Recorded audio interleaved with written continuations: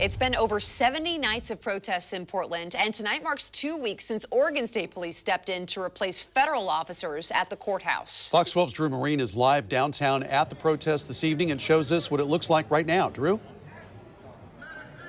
Yeah, there are a couple hundred people out here in front of the Justice Center. Speakers have kicked off the night by leading protesters in Black Lives Matter chants and sharing their stories. It's been very peaceful so far, and at this point, we've not seen any police interact with the crowd. While OSP has reached the end of their 2-week rotation downtown, they tell us today they don't know what the future holds. It's been 2 weeks since Oregon State Police stepped in to guard the Mark O. Hatfield courthouse.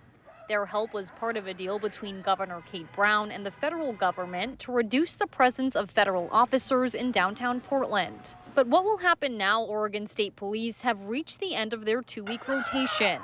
A demonstrator downtown says the protest will continue whether or not OSP leaves. The movement will continue to go on as far as what happens to the buildings and things without the police presence. Unfortunately, it'll probably continue to be what it has been.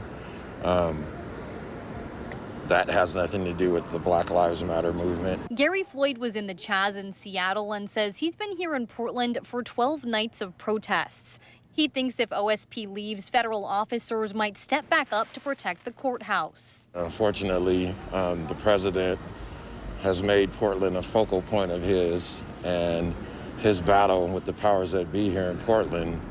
In order to prove his point, he would send the feds back in here, just because it's more of him against Portland as opposed to him having any idea what's really going on down here. When we asked OSP whether they would stay or go, they told us they're committed and will always do their best to partner with PPB for Portland's policing needs.